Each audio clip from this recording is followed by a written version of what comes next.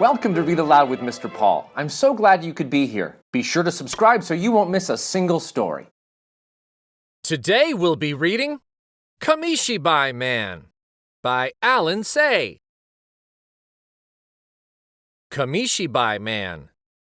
Written and illustrated by Alan Say. Not so long ago in Japan, in a small house on a hillside, there lived an old man and his wife. Even though they never had children of their own, they called each other Ji-chan and Ba-chan. Ji-chan is grandpa, and Ba-chan is grandma. One day, Ba-chan said, "Ji-chan, you haven't said a word in 3 days." I've been thinking how much I miss going on my rounds," he said. Ba-chan stared. "How many years has it been?" she asked. Yes, quite a while. But my legs are good, and I've kept the bicycle in good order." "I don't know, but one day won't hurt, I suppose. Should I make some candies?" "That would be very nice," Ji-chan said. The next day, Ji-chan rode his bicycle down the hillside in the first light of morning. How many years has it been?" he asked himself. "And do I remember such a fine morning? All so fresh and young. Well, good morning to you, rickety old bridge. Still going strong after all these years. He began to hum a tune that his mother used to sing when he was a small boy.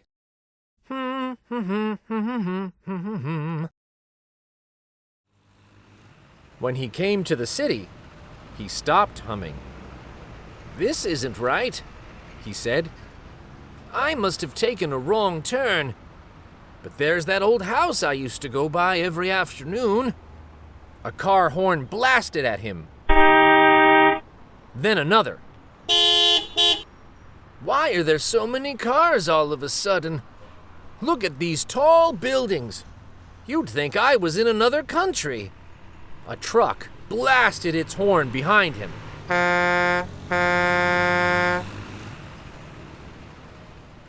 He pulled into a vacant lot and panted. Can't a man ride his bicycle in peace? Don't remember such rude drivers. Catching his breath, he looked across the street and gaped. Can this be? There's that old noodle shop. Used to be the only building here. That and a nice park all around. Now look at all these shops and restaurants. They chopped down all those beautiful trees for them. Who needs to buy so many things and eat so many different foods? Shaking his head, he slowly took the canvas off the box on his bicycle. He propped up the stage and checked the story cards inside, patting each painting. Then he opened the bottom drawer in the box. You little jewels," he said and started to hum again. Thank you, Ba-chan. You make good candies, just like in the old days."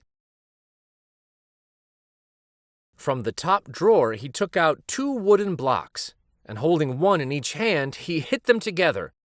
A sharp, loud clack rang out. "Come, gather around me, little ones. Your Kamishibai Man is here again. Come, get your sweets and listen to my stories."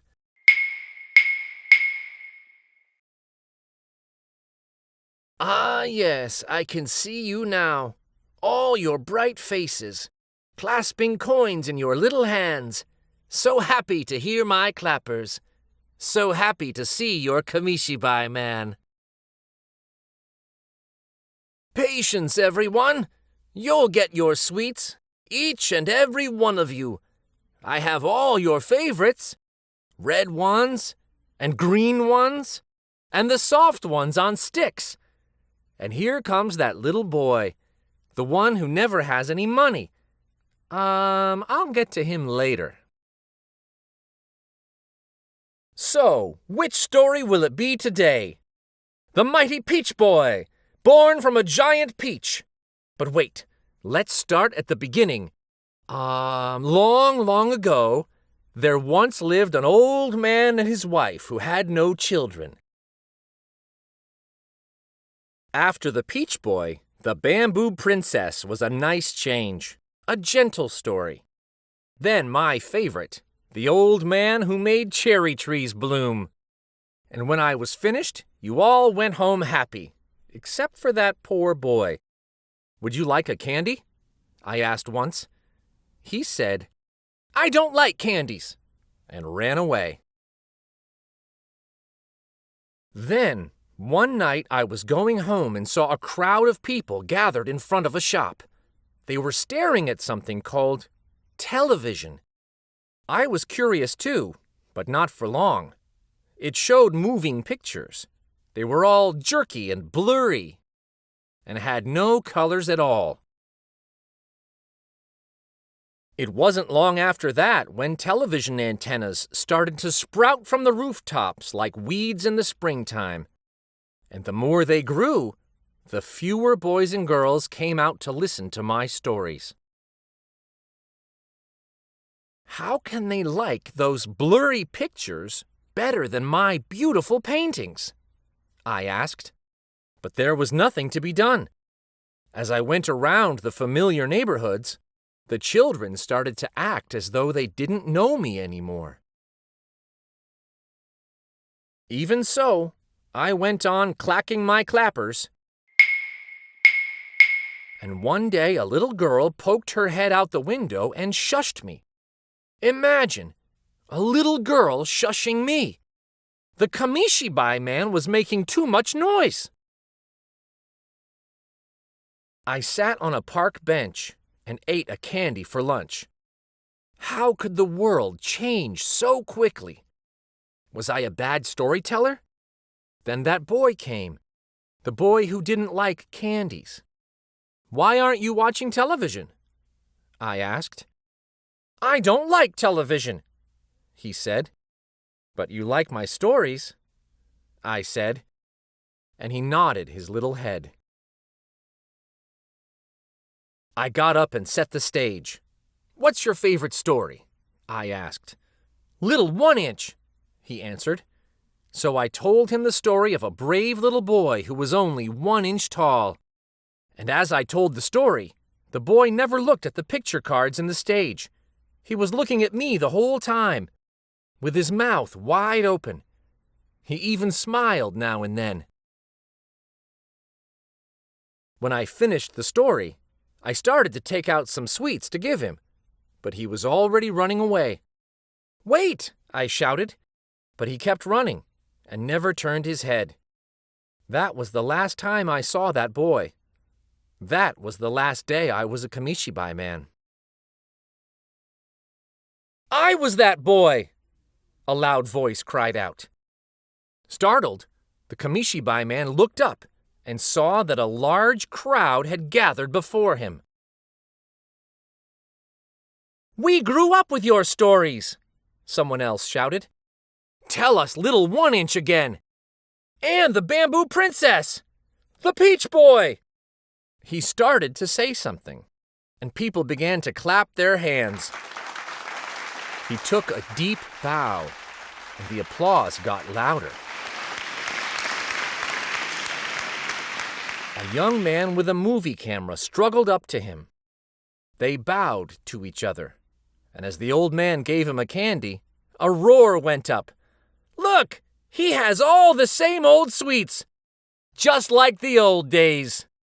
And the office clerks and shopkeepers, bankers and waitresses, housewives and delivery men, all lined up in a big circle around the Kamishibai man. It was dark when he got home. Bachan was watching the evening news. The Kamishibai man was the featured story. I see you had a busy day, she said. It was a good day, Ji-chan nodded. Will you be going out tomorrow? Yes, and the day after. Then you need more sweets. That would be very nice. Could you make it twice the usual amount? I'll see if I have enough sugar, she said, and shut the television off.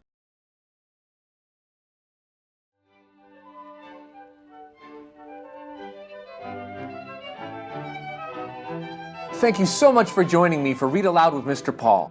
Until next time, discover the wonder in a book. Pick one up. Take a look.